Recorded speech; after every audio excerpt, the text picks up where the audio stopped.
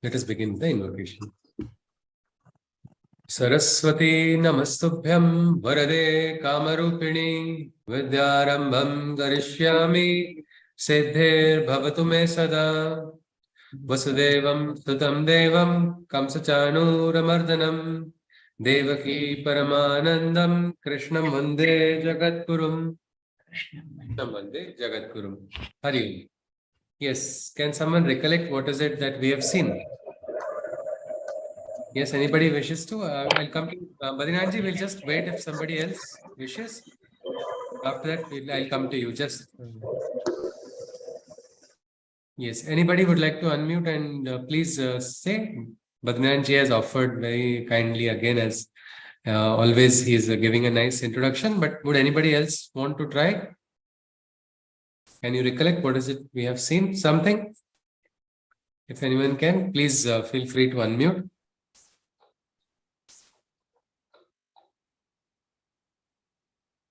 Hari Om. Yes, Sharda. Yes, Shardaji. Namaste ji. Yeah, Krishna was talking about qualities of the divine person. Ji. Yes, ji. Having self-control, sacrifice. Ji. Even study of the scriptures are considered to be divine nature only. Yes, yes, ji. And not getting angry and not finding fault with the others, and being at peace and forgiveness. Yeah, few qualities he said about the divine person. Yes, see. So these are all qualities, and all qualities are found in one individual, or they can be cultivated. If we can find in one person, it is very nice. It is a divine person. We can get the Ashirvad of that person, and if it is found in one person. Okay. But at least you will be with the person. Few will be. And those which are not, we can cultivate, isn't it, Ji? With sadhana. With sadhana. And learning from Bhagavad Gita also. Yes, Bhagavad Gita, scriptural reading also. Yeah. Yes, absolutely. Tenderness, modesty, all those things. Yes. Yeah. All right, Ji. Fine. That's all yes. I could recollect. Yes, that's actually, we saw only that mainly. Thank you, Sharda Ji. Om Prakash Ji, would you like to continue? Sorry, not Om Prakash Ji. Om Prakash Ji also, of course. If you wish to, then I'll go to Badrinaran Ji. Yes, Hari Om. Hari Om. Okay, Badrinaran Ji. Yes, Lord Krishna, in the last few shlokas of the 15th chapter, has said that there are two forms of manifestation in the universe. Okay. One is the Kshara, which is destructible. The other one is Akshara, which is indestructible. Yes, the body being destructible and the soul being non-destructible. Then he further says that there is a supreme self, which is beyond, which is higher and greater than the body and the soul. Which is higher and greater than the Shara and the Akshara also, means limits of Shara and Akshara. Yeah, which is higher than the Shara, Akshara, and which exists in all three worlds, he says. Then he says, Lord Krishna says that I am beyond the perishable. I am also beyond the imperishable. I am that supreme self, which the Vedas and the world have acknowledged. Yes. Tattvamasi. Yes. Then he goes on to say that the one who has understood this divine self loves me in his own way and in his own nature. And in his own nature means according to his nature. Yes. According to his nature. Then Lord Krishna finally in that last shloka says, "Oh Arjuna, I have given you the mysterious wisdom and a great secret, knowing which the living beings can attain the highest enlightenment." Okay. Yes, Badrinathji. And what do you think is that secret, Badrinathji, which was shared in the last Adhyaya? That secret is the divine self always gives us lot of things which we should learn, and those are the Okay. initiatives which we should take.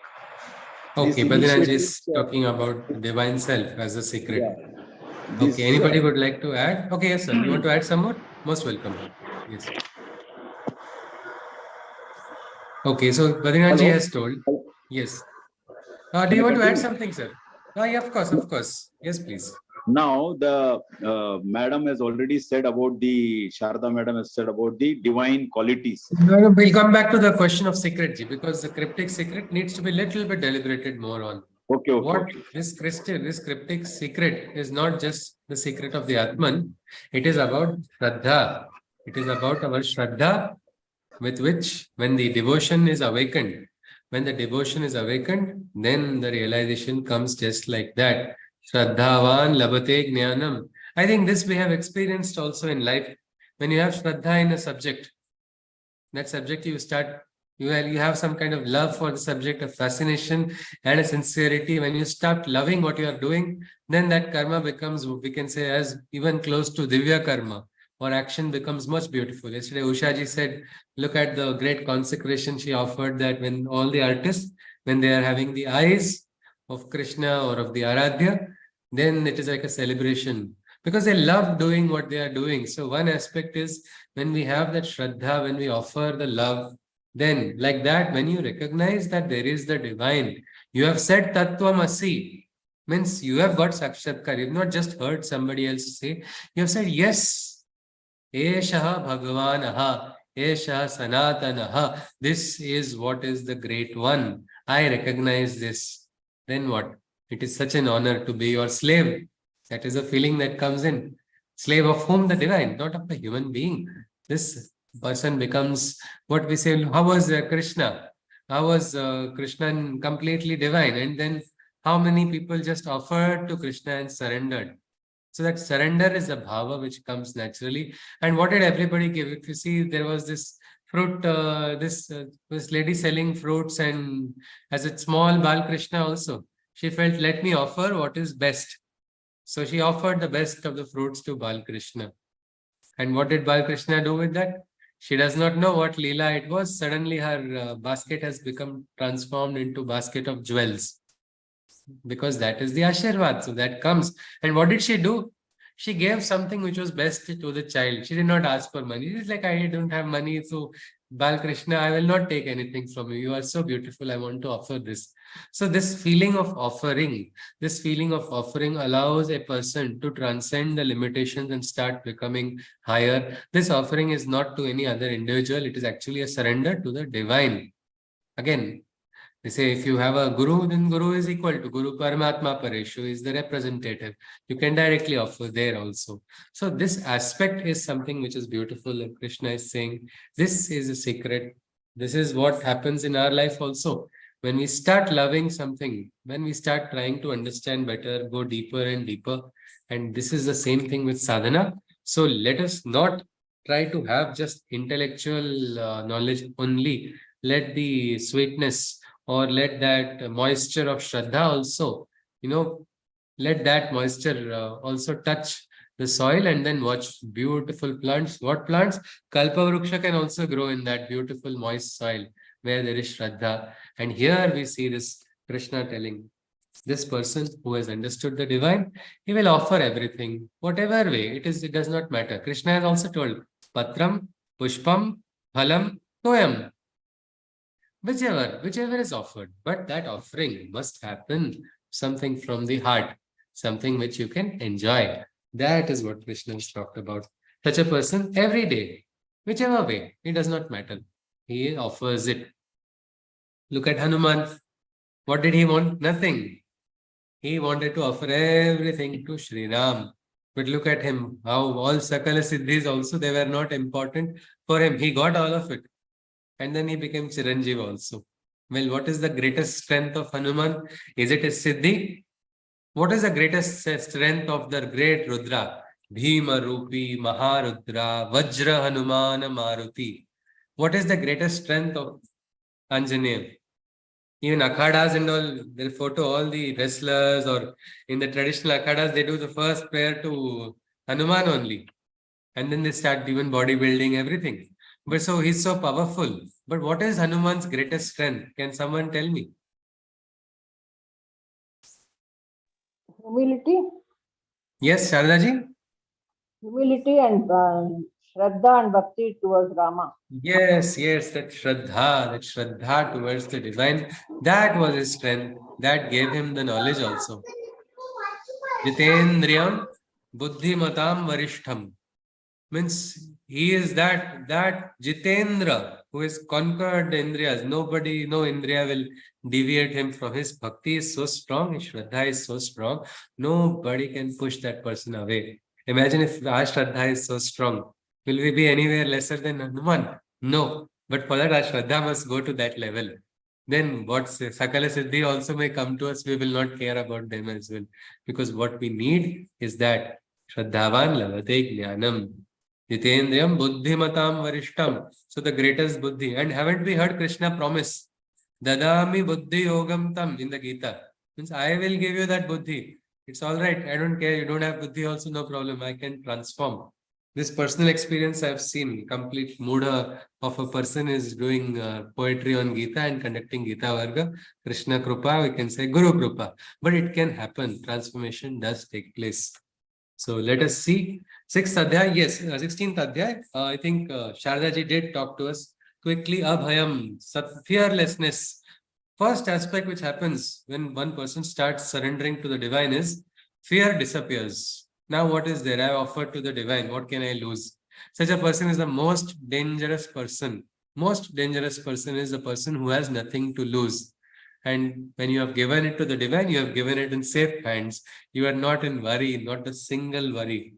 It is like, mast raho masti mein, aag lage basti mein is the attitude of that yogi. They say Ram, it is like how they say, behta pani, ramta jogi. Nobody can stop. It is like that, fearless, that abhayam.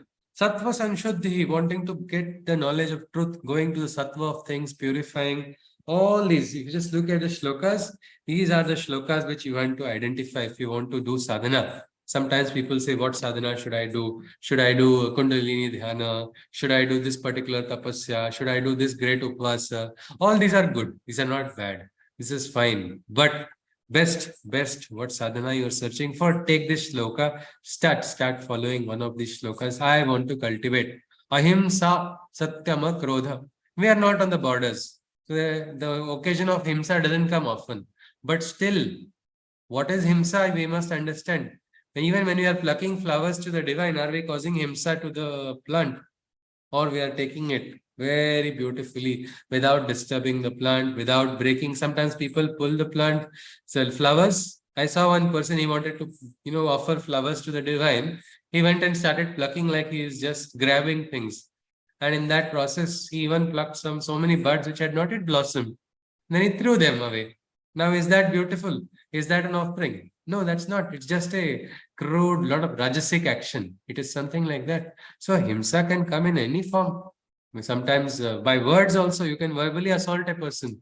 When you don't have to physically assault also. That's also a himsa, isn't it? Attacking someone with words, with troubling a person. These are all examples of himsa. And a yogi is the one who is beyond all of it. No way is a yogi weak. Means if somebody attacks a yogi, no. If you see, look at Parshurama.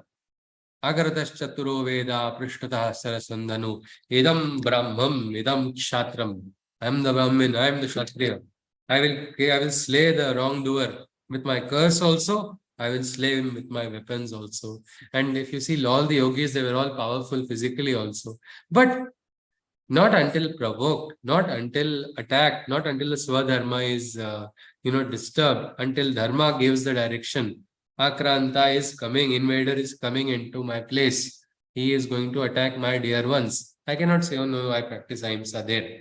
There it is the first thing. Then it is a ahimsa towards your dear ones by not picking up your weapon. So this aspect is not having a bloodlust. Means for a soldier, he may want to kill the enemies, that's fine. But if he gets a bloodlust, His finger becomes very trigger friendly. He starts spraying bullets more than required. In the process, he injures people who are civilians also, sometimes his own people also.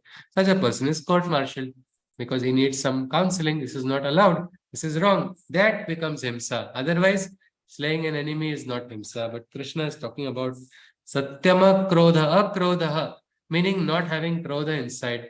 This is also important. Vishwarupa Darshana, Krishna says, don't have dvesha even for Duryodhana. Arjuna, you have to fight Duryodhana, but without dvesh, because you are doing dharma yuddha. You are just upholding your dharma. You are not the, many times when people say, I am now giving the justice. Have we taken the entire theka of the universe that I will now give justice to the world? Can I give justice to the world? Am I so great that I can offer the world justice? No, I am limited. That is the job of the divine. But I can perform my work in a perfect manner as best as possible, which is equal to the perfect action. That will not create new karma bandhanas, that will not create new sanskaras. So these shlokas are beautiful. Tejaha, Shama, Dhruti, Shaucham, Adroho, Nati Manita. These are all Daivi Sampati, and Krishna is saying those are the lucky ones. They got a good inheritance. It's not the property that is inherited, which is so important. This is the inheritance. Arey, that person is a Srimanta Yogi. That person is one who is born with a lot of wealth. This is the wealth. If you don't have all of this, all the material wealth in the world is of no use. It's a waste. Such a person is a poor individual if he doesn't have this great wealth. If people say you want to become rich, videos tell online, you just see 15 minutes how to become rich, where to invest, what to invest. A lot of people are now attracting people and luring people for easy wealth. Well, if at all you really want to get wealthy, become the Kubera who has these precious jewels which Krishna has described. These are the cultivated, the shloka, these are the qualities that we can cultivate. Shloka number 1, 2, 3. Then immediately, and then in the end, Shivaji yesterday pointed out very beautifully that so many qualities are there that are required for having complete Devi Swabhava. But look at the qualities for Asuri Swabhava. Dambho, Darpo, Vimanascha, Krodha, Parushamevacha, Ajnanam, Chabe Jatasya. So the Asuri Sampati is egoism, false pride, arrogance, anger, harshness, vice of ignorance. All of these are, tamas is also a Asuri nature. This is something we must understand. There is a goddess in the Rig Veda. Her name is Sarama. She is a goddess depicted as a female hound. What does she do? She goes into the darkest of dark caves, which they say the subconscious inside of us. She goes into the caves and summons light there. Because Tama also, the darkest place also there, Prakash can come in. That is a symbolism. So our Sanatan Dharma does not say ignorance is bliss. It is a pseudo bliss. The day you get karmic consequence, you will start ruining your ignorance. You will never be happy with ignorance. Until that, how many times people say we are human only? We are human, so we make mistakes. How many of us agree that this is just like a cover for allowing the mistakes to continue? No, I am human. But why do you tolerate somebody else's human mistakes? No, you don't tolerate. You want your human mistakes to be tolerated. But nowhere, you cannot say, oh, I went to this doctor, brilliant doctor, just operated on wrong kidney. Who says that? You go after that doctor and you'll not spare that doctor even once. Families go running after, they put cases, they, so many, one after the other, so many things they do. Well, same with the security guard. We don't tolerate. Sometimes we get a subscription also. Oh, I have paid 50 rupees. Now I cannot tolerate one little bit less also. I have given this subscription. Well, this aspect we do not. But then why do we tolerate ignorance? We should not, because it is a hurdle in our growth and it is an Asuri nature Krishna is talking about. Later on, we'll see how ignorance manifests in life. Gita talks about an integral approach. There is no compartmentalization. Even spiritual and material, Krishna is not making compartments from the beginning. He's saying what spiritual life, what material life, what is the difference? There was a beautiful movie, Dare You to Move. In that, the lines are very nice in the song. Where will you run when you're scared from yourself? Where are you going to go? Salvation is here only. Welcome to the planet. Welcome to resistance. Welcome to existence. Everybody's watching. So it's a beautiful lyric actually. But well, that is something, the essence of the Gita also actually. asking us to understand this material world. Sometimes I do such a great tapasya. I have the hand of the divine behind me. That divine hand will also give one knock on the head. We will not realize it if we are lost in ignorance. We cannot take any pride. All these other false qualities. But poor Arjuna or innocent Arjuna or sincere Arjuna suddenly gets a doubt. Is Krishna talking about this? They say chor ke dadi mein tinka, something like that.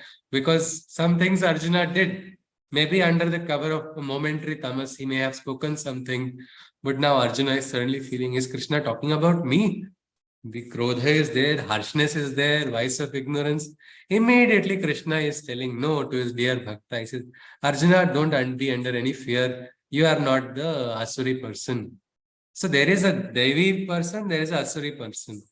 I think in the astrology also, they say Yoni, isn't it? When they study, they say, anybody has heard of it? Divine, demonic, and the third Manushya also, isn't it? Devi, Asuri, and Manushya. Yes, Dipali ji? That is Gana, Manushya Gan, Rakshas Gan. Yeah, Rakshas Gan. Yes, yes. So it is considered like that. It's Gana, the Manushya Gan, Rakshas Gan, or we can say Devi Gan. Like that. Well, here there is only two Krishnas talking about. One is the divine, one is the undivine. Man is born with one of these traits overall. One person is either divine or demonic. Some qualities may be there, but probably we can see overall. Let us see how it is. Krishna is going to say now, let us do PhD on Asuri Swabhav first. So he is going to give us all the shlokas on what is Asuri Swabhav. Why? Maybe we will see. Krishna's statements might help us. Go bhuta sargau lokesmin daiva asura evacha daivi vistarashaha prokta asuram partha meshrunu. Oh Arjuna, all living creatures belong to one of these two natures. The divine I have just surmised and extolled. The demonic I shall now state for you to behold. He says, now I will tell in detail about the Asuri Swabhava. First one. Pravrittim cha nivrittim cha janana vidurasuraha na shaucham na pichacharo na satyam teshu vidyate. The demonic beings are ignorant of the right action, devoid of knowledge and unaware of the path of abstention. There exists no truth in any of these beings, nor is faithfulness observed in their dealings. Krishna says the Asuri Swabhava, they are ignorant of the right action. Means what is correct? Does anybody have to teach you this is the right thing to do? As an adult, our heart tells us, isn't it? This is injustice. I should not tolerate it. I don't have to read Shastra, or I don't need to go and ask, or you didn't tell me that you needed help. When you see somebody's fallen down, will you not go and try to help that person? Or you will have to wait, oh, he didn't ask me, so I didn't go, I allowed him to fall. So what is right action? Sometimes people don't know. Well, if you don't know, don't get into that, because sometimes we feel it is our job to teach all the people in the world. I think we just have to go and teach one person whom we see in the mirror. That is best.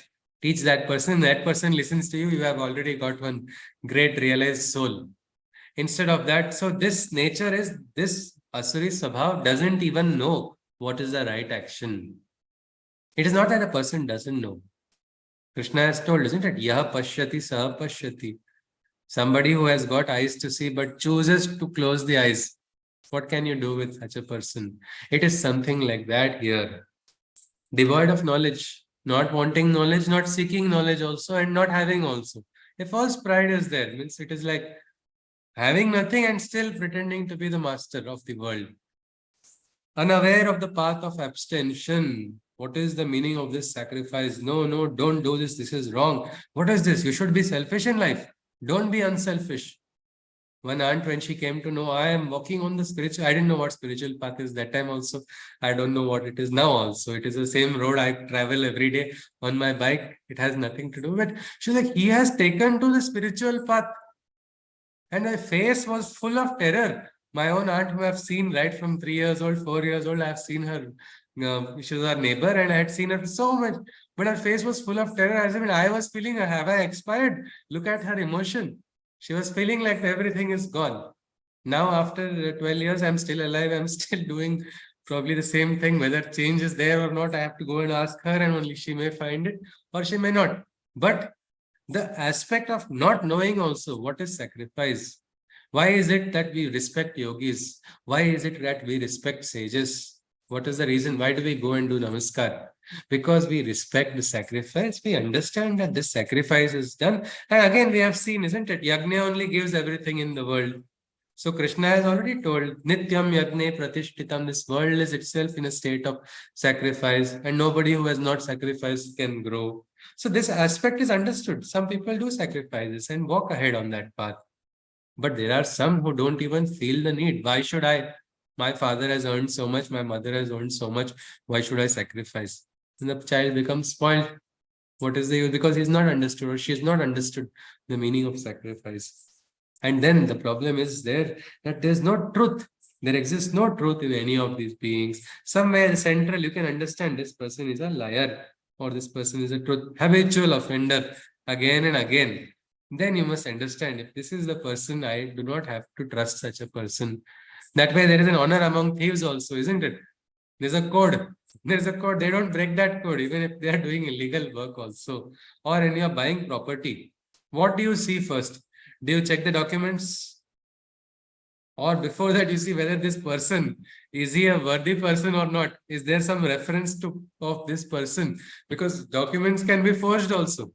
Somebody will say, here, I've got you this encumbrance, I've got this document, this approval is there, that approval is there. Then you believe it, but you don't take a reference. Then you'll find out afterwards, this person even, did somehow got registered to also register this property without proper verification, and then you feel bad. So what we do first is this person trustworthy? Can we deal with such a person? These are the facts.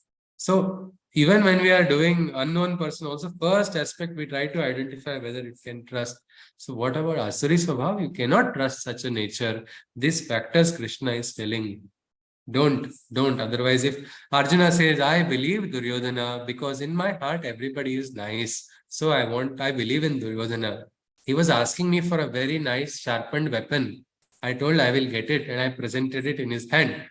What would happen if Arjuna did this to Duryodhana? End of story of the great hero Arjuna only, isn't it? So when you know this person is after you, this person is going again and again, then it is your swabhav. You must understand. You cannot get trapped in your own limitation of sattva guna. There's a story. I do not wish to point flaws in the story, but there is a story of a sage. He was taking bath in the river, and a scorpion came and stung him because the scorpion was flowing in the water, struggling. So he said, "Let me help the scorpion." So the sage picks it up. The scorpion stings him. He drops it. His hand hurts. But then again he tries to pick it up. Again, no. The scorpion stings him.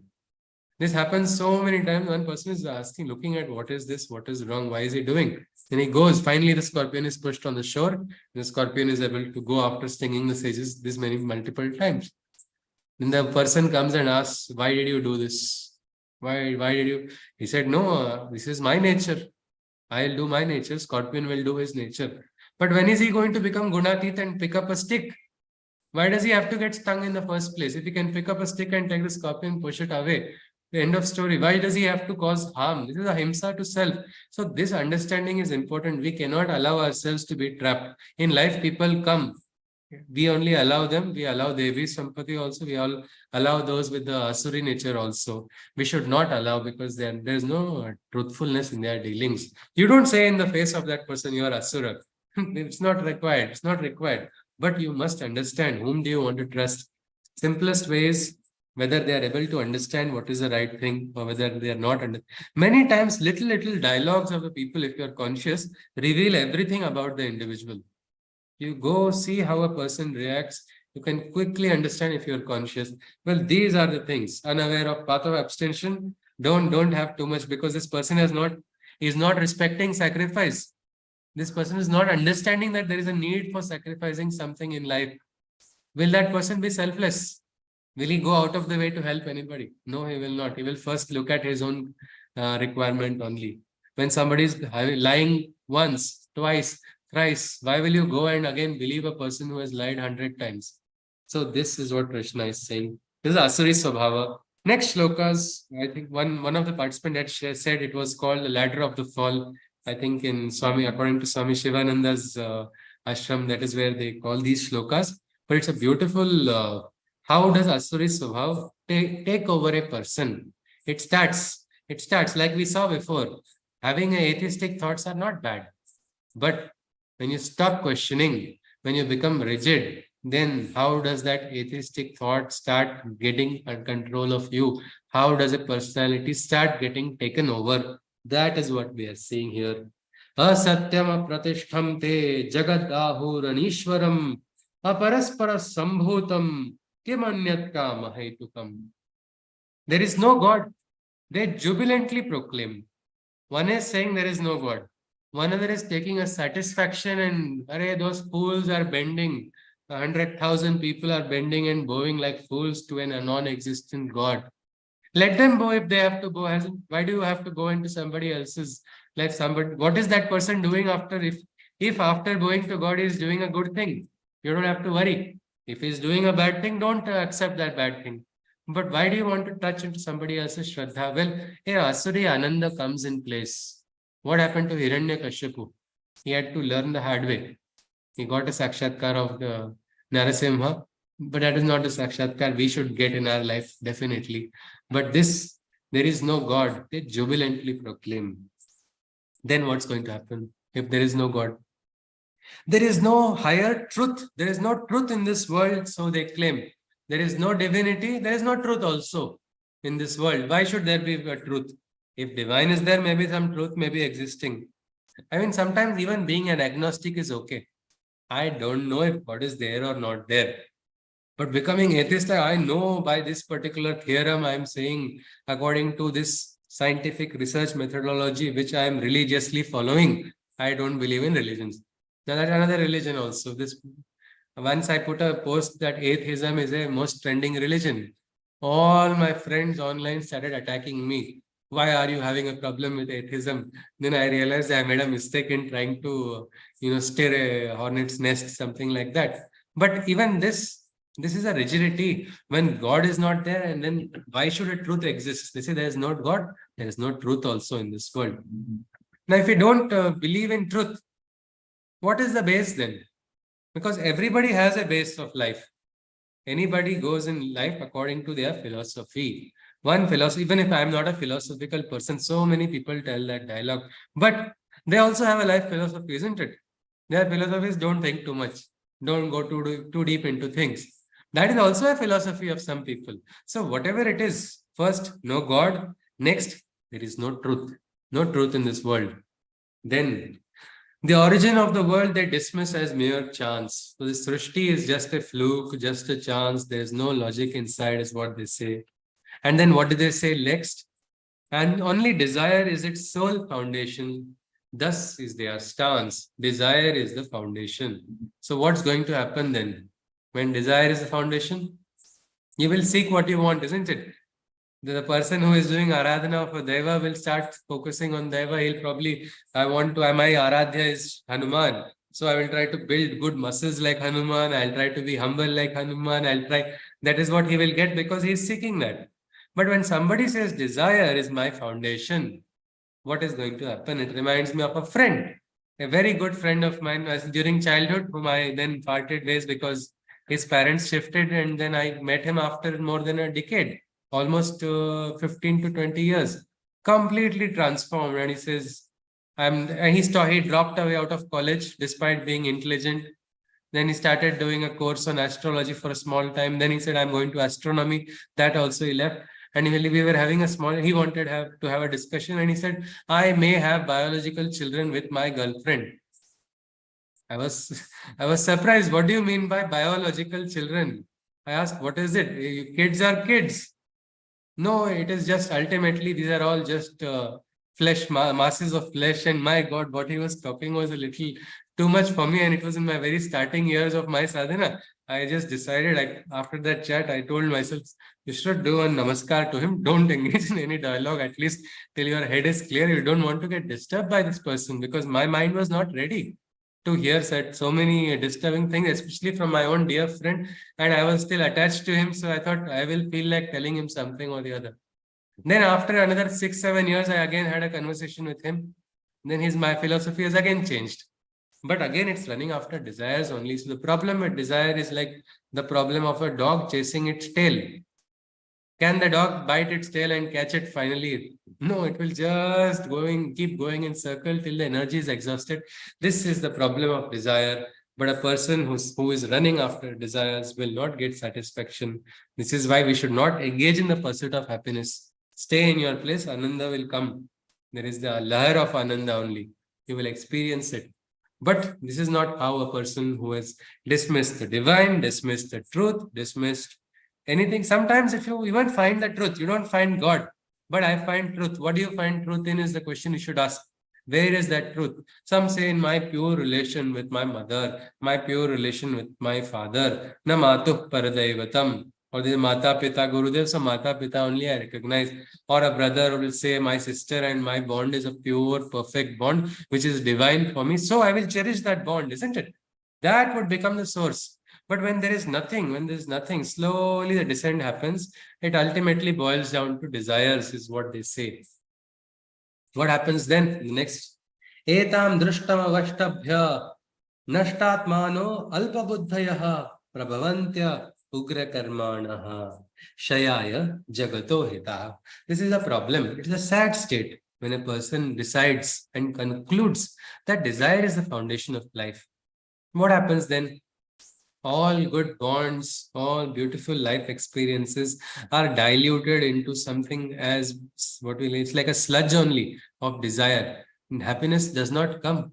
So many times people go get their desires one after the other and still they feel maja nahi aaya, anand nahi aaya, I didn't experience this. What is missing? Well, this is what happens because their life is driven by desire. So what will happen? By hook or crook, I have to fulfill my desire. What can be the aspiration of a drunkard? Biggest dream of a drunkard. Somebody who is madly in love with alcohol only and says, I have to take alcohol only. What can he dream of? If he gets a genie granting him a wish, he'll say, give me unlimited supply of alcohol. That is all. Beyond that, the idea will not go. He will drink to his death. He will destroy his internal organs. Still, he will not stop till the last minute because this person has become a zombie running after desire. This is what happens to human beings also, unfortunately. That is why it is a sad experience of life. If you are just running after desires, slowly the Ananda starts getting drained out. By this falsehood alone, all life they perceive. With their minds polluted, their souls they deceive, becoming playthings of demonic forces of damnation. With violence and injury, they perpetuate only destruction. How many stories we have heard of children becoming drug addicts, attacking their own parents, stealing from their own homes? All of this, what has happened to that? The child would have been beautiful, lovely. As a child, any child is beautiful and innocent, isn't it? And it's the sanskaras get formed, and then when it becomes like this is a harsh experience of life. This is what Krishna is talking about. Because desires are driving such a person, they become playthings of forces. They don't understand.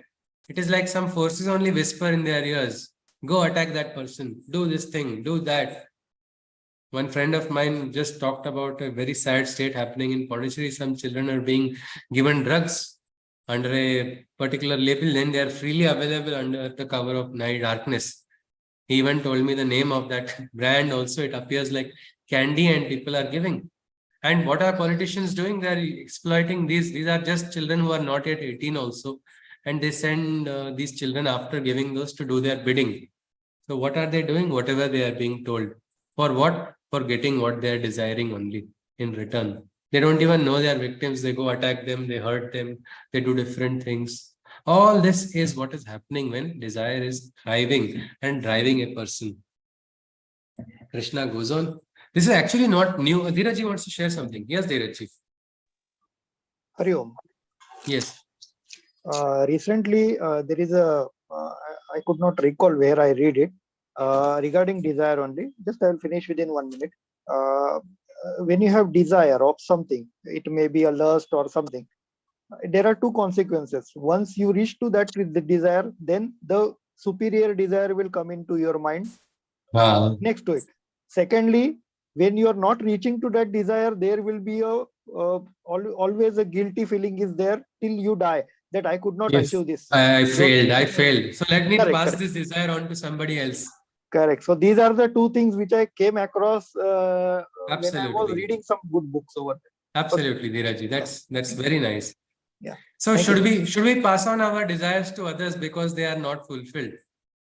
I know of one parent, I couldn't become doctor, so my child has to. The principal of the school told me, the child does not want to become that. He has got brilliant talent. He has got art, beautiful artwork, and he wants to go that side.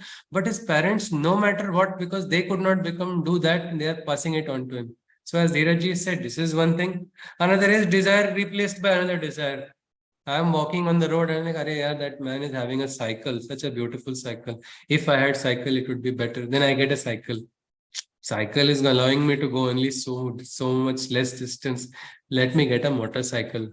Then motorcycle says, no, what motorcycle? I need a car. An ordinary car is not enough. I need a luxury car. Luxury car person, while he's going, is looking at the traffic. Yeah, I should have that.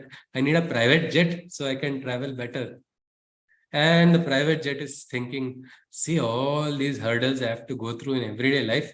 How nice it would have been if I could just walk in a village freely without any other problem. So this is the entire, each person is driven by a desire, and desires are not the foundation of existence. All such principles are wrong principles which are being fed, and they're not something new. They have been fed from ancient times also. Charvaka, what was he saying? Rinam kritva gritam pibet. Who has seen next birth? So what should you do? He says, drink ghee, incur the debts. Now, what will you do after incurring debts? You are not going to pay, but next in kin is going to pay, isn't it? You are going to go away, and what good will you leave behind? Or even if you don't have somebody next in the kin, are you not spreading a disharmony? You have taken away somebody else's, that person is going to suffer. How can you be happy causing harm to somebody else? Because that's not happiness. And it's the circle. Ananda is also connected. We say, Sarve Bhavantu Sukhina. God, keep everybody around me happy. There's a swartha in that also. When everybody is happy, I'll feel happy, isn't it? At least that is okay. That way it is all right, because it is having a dharma for betterment of people. That is one swartha which is allowed. Krishna has also told before, desire to uphold dharma is okay. It is all right. But this is not. Desire is not. We have to recognize it. Even in relationships, pure relationships are beyond desire. Love is also there. Love is beyond desire. It is like, it is something which there is no gratification wanted in return. It is something which is offered just like that. It is not grabbing. It is more about giving and letting go. This experience is something which is pure and beautiful, but desire does not. Such a mind, if you see this, kamama shritya dushpuram dambhamana madanvitaha moha grihitva sadgruhan pravartante shruchivrataha. With the arrogance and a lust that is never quenched, these devious minds in egos are drenched. So you'll see a lot of ahankar inside of such a person. Yogi is going to be humble. In my life also, I have seen very humble people are generally the people who have done great works, and they'd say, I've done nothing. Now sometimes I'm just surprised, such a person who has done so much dedication, so many years of effort, so much tapasya, we can call it tapasya also.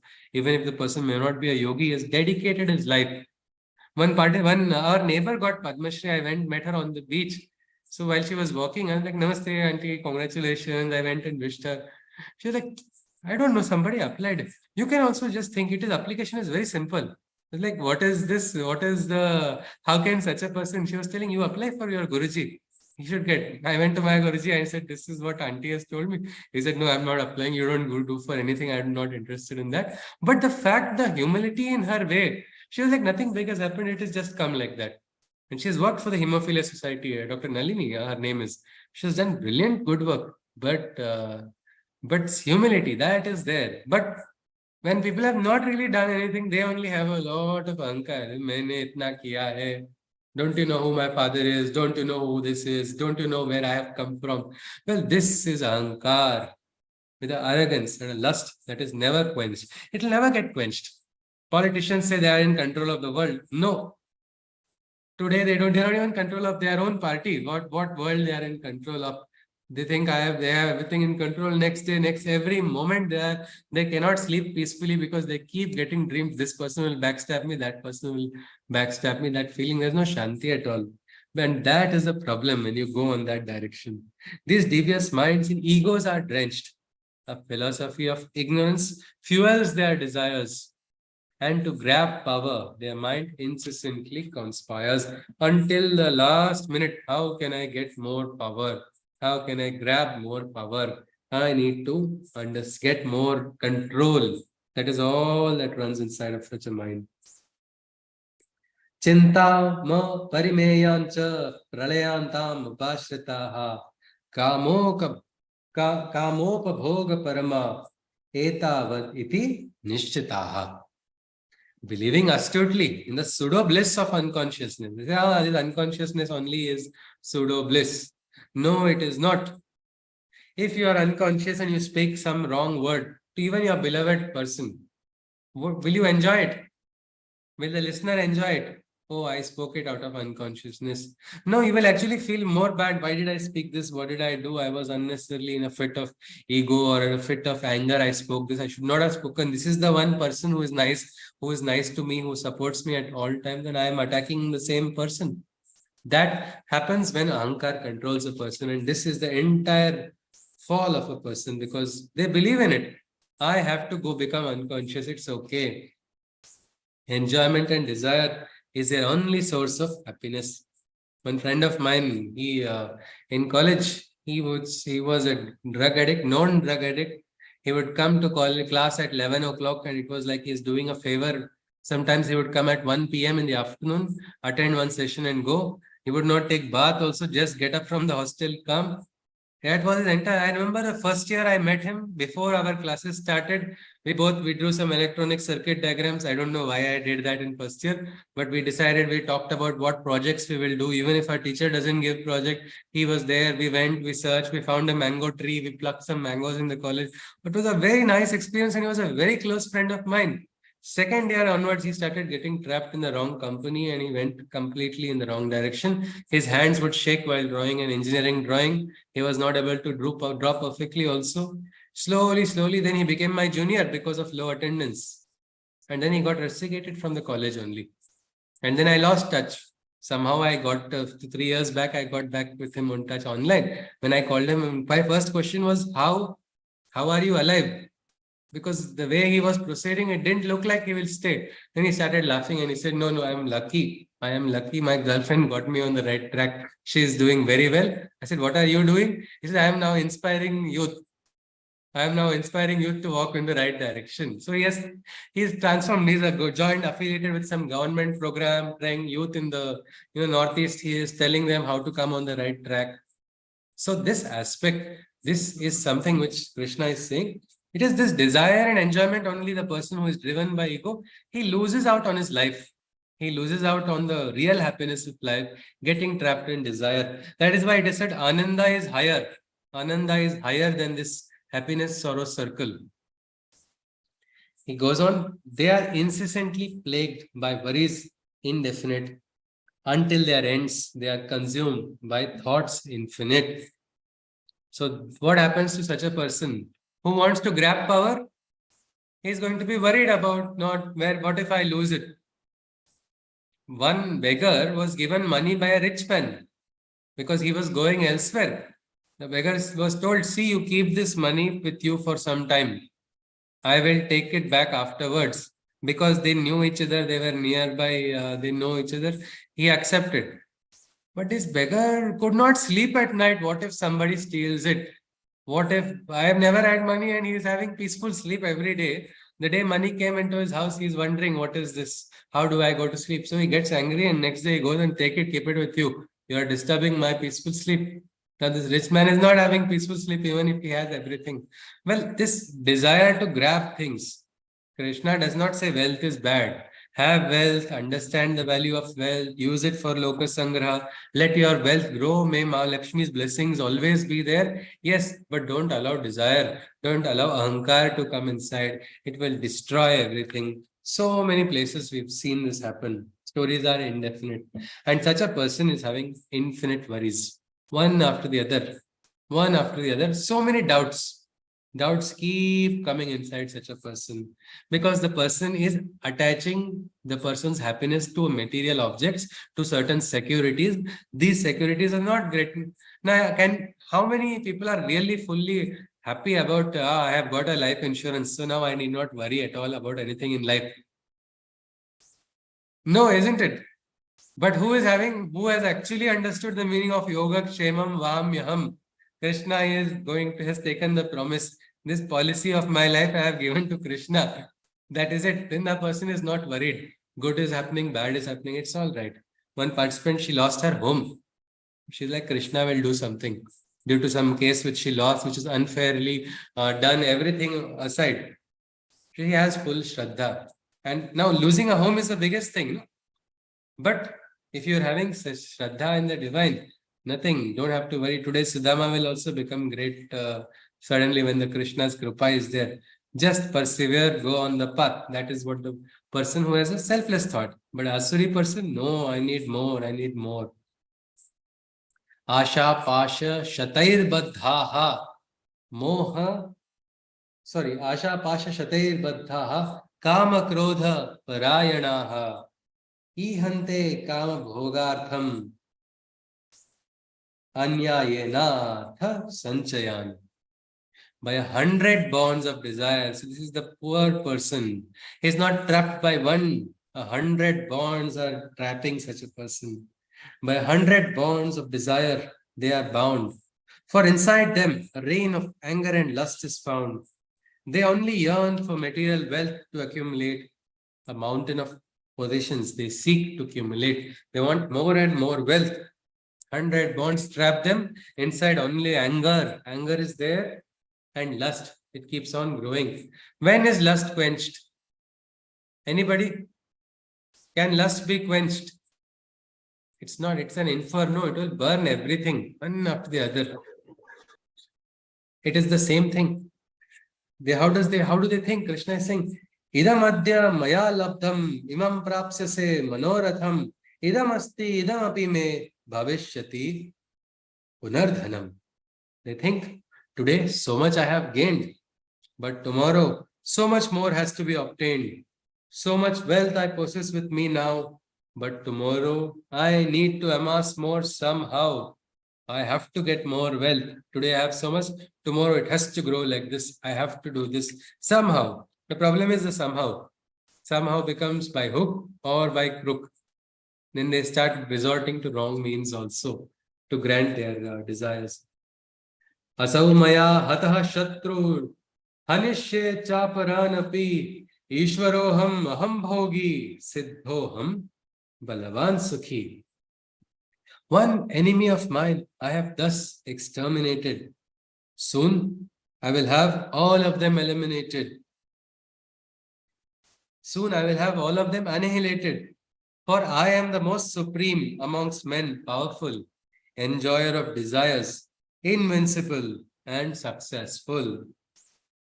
Ishwaroham, aham bhogi. God also doesn't know to enjoy like how I know to enjoy. I am that supreme person, is that ego-drenched individual. He says, and he feels one enemy I have destroyed. I've killed one enemy. I've eliminated one enemy.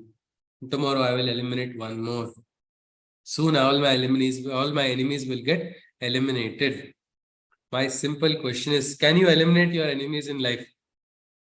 Many say, I wish. Many people have that wish. But you cannot. You go eliminating one enemy, the enemy's partner will get irritated with you, and then you will get one more. Now, where I am in the factory, just next to the factory, the adjacent plot, that was owned by one very known Gunda, known in the village. With political circles, he was associated with unions. He would take money from different companies and use it for extortion. He would say, if you don't want any strike at your place, pay me this much money. And the companies would give it. And your competitor's place, I can ensure a strike, so give me this much money. So this was what his nature was. And he brought a big land. He brought it just by hook or by crook, agricultural land, with a dream of making an industry there. Then the industry approval did not get. Then he used some national scheme. He tried to sell that big plot into small. I want to help the poor. So I am selling these plots in small homes. You will get loans. He tried to sell it to the poor people. All of this was going on, and there was something which he did. He cheated his own partner, and the partner got very angry and he stabbed him and killed him. This is a very sad story of that person's life. And the police, after they seized his mobile phone, they are still receiving notifications, 1 lakh rupee credited. After his death also, he's still receiving money from unknown sources. Is there any use of this money after he's gone? What's the use? This entire desire of this person ruined him, destroyed. I will not say he was a good man, but people think they are much greater than the world, smarter than everybody in the world, and they feel I can eliminate my enemies. Nobody can eliminate your enemies. Only enemies you can eliminate are those inside of you. The day you eliminate them, you become a deva. Everybody in the world will do a namaskar. We saw Asha Pasha Shatair Baddhaha, means 100 bonds of desire. There is also a beautiful Subhashit of Asha. Asha yaye dasaste dasaha sarvalokasya.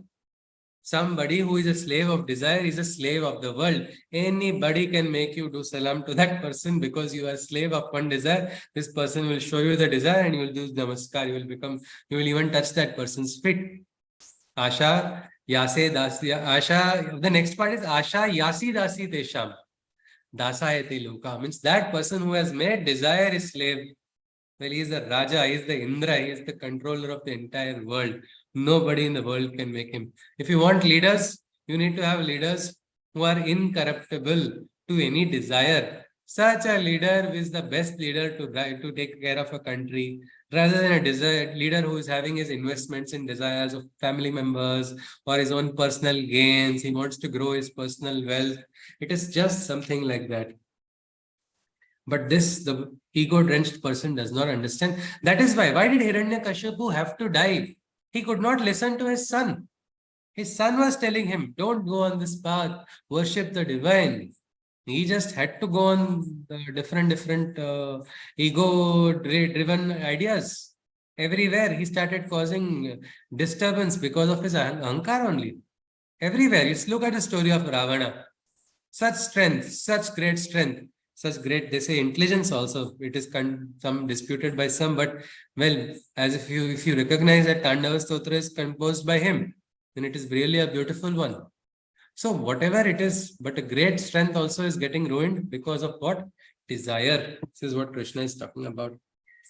Adhyo bijanavanasmi konyosti sadrusho maya yakshedasyami modishye ityajnanam vimohitaha. I am wealthy and from the family of rich I hail.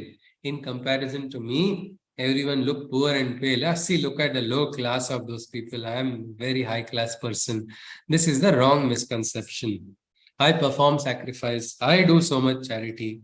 I am the real enjoyer. So thus is their narrow mentality. Means even the charity also is ahankar. See, I am so powerful, I am donating. Even yajna. They feel, Yajna, Agni Deva must be prasanna because he's getting ahuti from me. He is considered very lucky. That is the way of thinking of that person driven by ahankar. And they say, I only know how to enjoy. Krishna goes on, Aneka chitta vibhranta moha jala samavritaha prasakta kama bhogeshu patanti narakeshu chau. Krishna now talks about Naraka. In the first Adhyaya, Arjuna talked about Naraka. He was talking about probably what Agni Purana talks about or something else in a different way. He was talking about a different dream of Naraka. But here Krishna is saying in such a person, Naraka only enters into that life of such a person. Their minds, which are in many ways deluded, in cravings trapped, they are ever confounded, ever restless by their endless desire. They ultimately end in lust, hellish fire. Their ends are very bad. They are always dissatisfied, and it's a pitiful and sad end, which makes their life miserable. Modern day, we don't believe in asuras. We say, but we have seen human beings who are worse than asuras.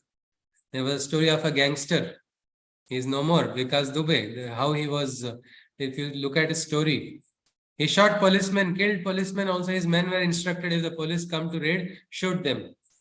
And he had planned everything because he is master of everything, everybody in the world. He had properties across the world. And he had even talked to his advocate. Audio clip was released, how he is planning to surrender. And he was full confident in what he wants to do. But ultimately, he died in the encounter. And just before his last moments, his last words were before the encounter, another audio clip was released. There he's afraid. He's afraid of dying. He says, they will kill me. I'm afraid. Help me. I have to go. I have to find some escape. I don't trust this person. I don't trust that person. The same person who was full of ahankar that he is master of everybody. Properties across the world, and still greed. Greed was so much that even from the poor, the ration where the poor were receiving, a share of it would go to him. He would collect that. Why does a person who has all the wealth, he wanted to show his power.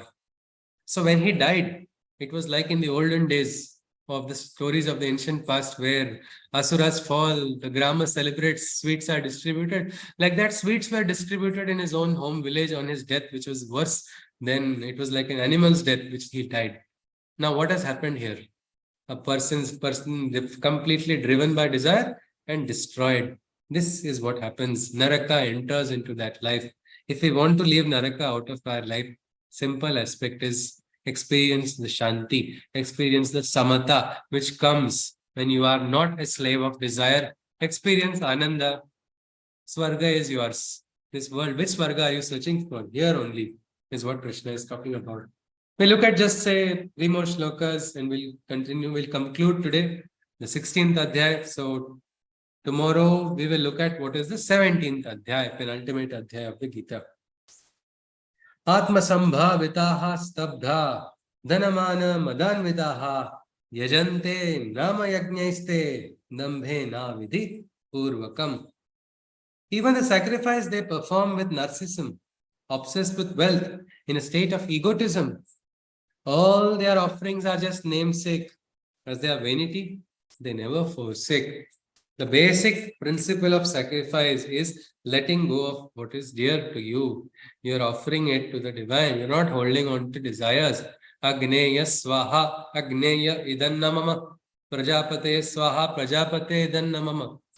We're offering to the divine, not mine, not mine. But such a person also, the offering is not without ego, with ahankar only. And I have seen one person throw offering into the sacrifice as if that person is throwing some, bad something, is just throwing. That's not how an offering is done. The offering also, there's a bhava, which is understood by somebody who is awakened.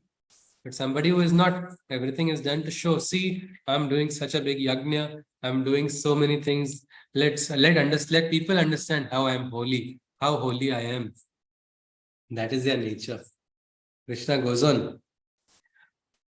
Tanaham dvishataha kruram sansareshu naradhaman shipamya ja sram ashubhan asurishveva yonishu.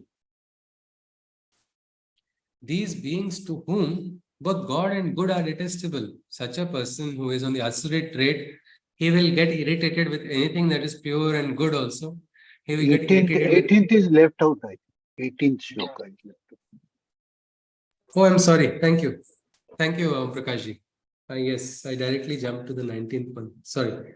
Ahankaram balam darpam kamam krodam cha sansritaha mamatma paradeheshu pradvishanto suyakaha.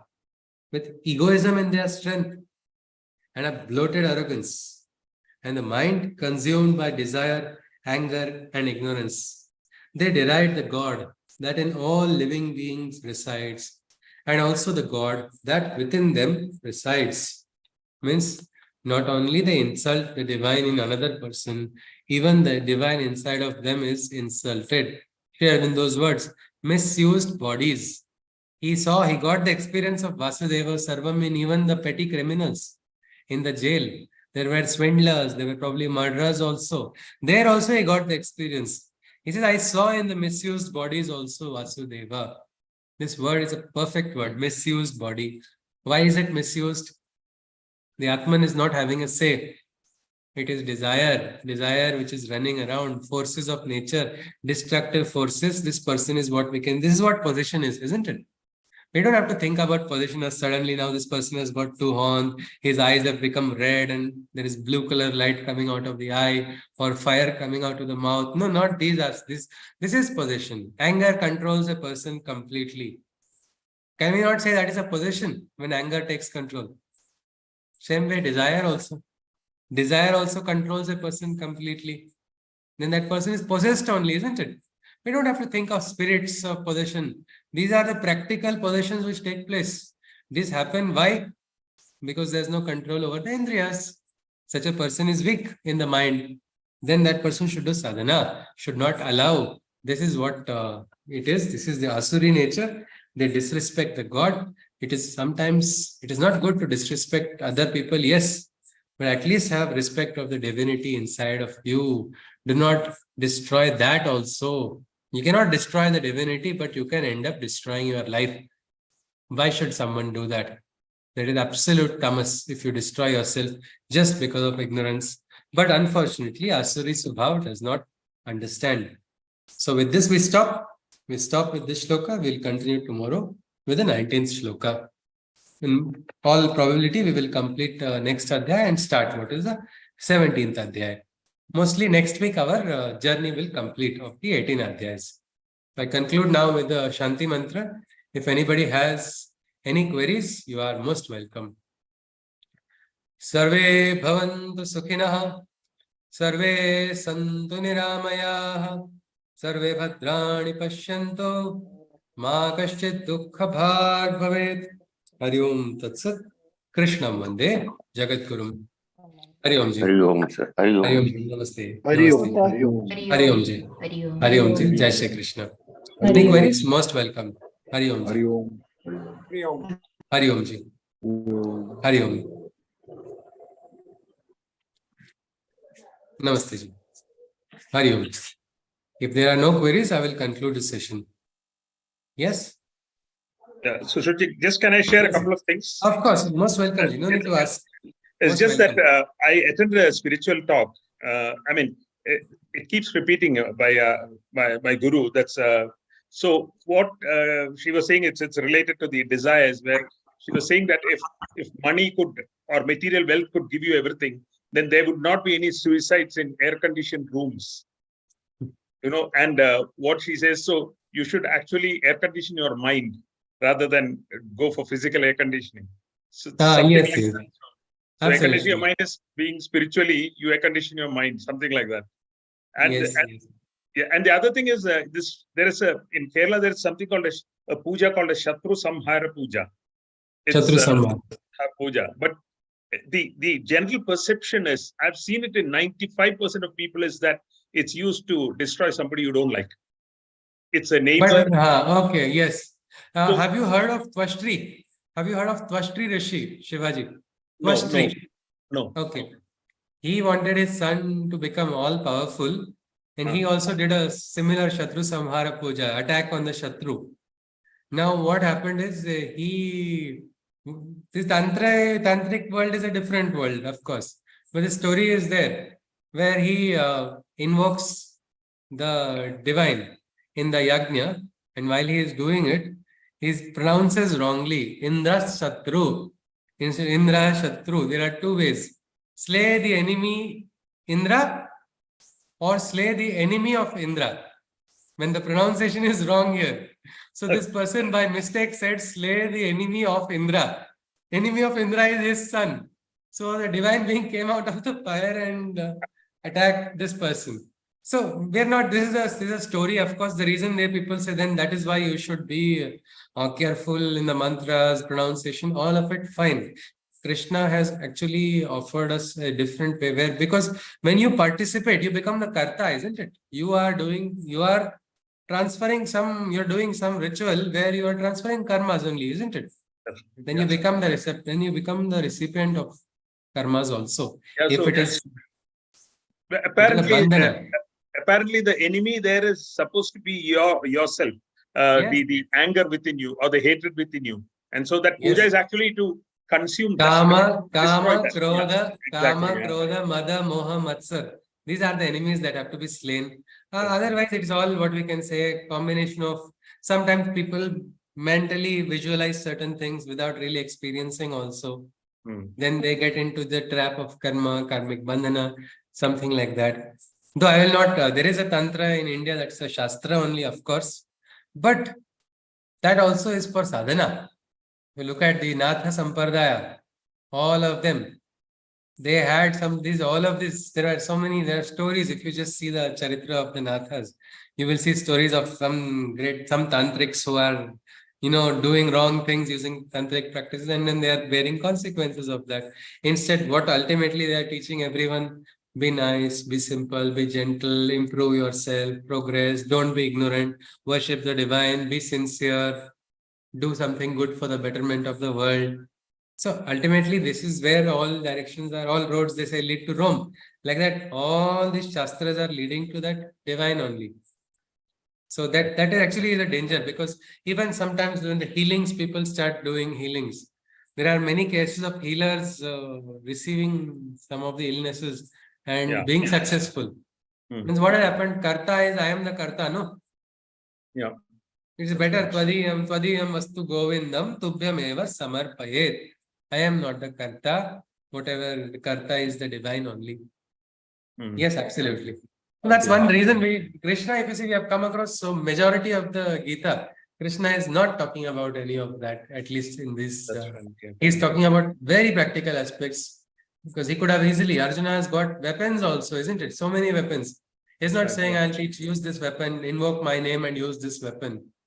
And we will see the last advice which Krishna gives to Arjuna, which is very, very interesting, which shows the beauty of our Sanatana Dharma.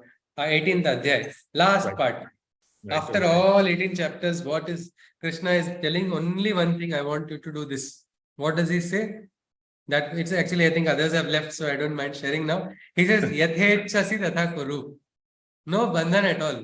What you feel, Arjuna, now you are free. I have given you everything. You do what you want. I'm not going to ask you what to do. So that freedom is there. So let the tantrics do their tantra. Let us do our. Let us become Krishna's yantra, we can say. We can try to become that. Yes, yes. And just one more, the book you keep referring to, which is the Secret of the Vedas by Sri Aurobindo. Sri Aurobindo, yes. Does it cover all the 4 Vedas? Is that it? Rig Veda, the secret of the Veda is, this was written long back, various Vedic devatas are mentioned. What is special about Sri Aurobindo's interpretation is, there are 2 interpretations of Rig Veda. One is what they call the Karma Kanda, meaning about the rituals. Means like you talked about mantras, how they say the bricks have to be arranged like this. This is the mantra which must be done. The hotar must be here. This person must be sitting this way. This leads to this. This is one understanding. But one thing about beauty of Sanskrit language is it is a cryptic language also. Secrets can be, just released just like that by ordinary words also. Hidden meaning, only those who are able to understand can understand. What is called esoteric meaning or hidden meaning. So behind Agni, is it only the Agni Deva, or is it what is the inner Agni inside of an individual? So psychic being or Chaitya Purusha, human aspiration to rise in consciousness like a fire. Like that, Sri Aurobindo, what he has done is he has described various devatas using references of the Sanskrit verses.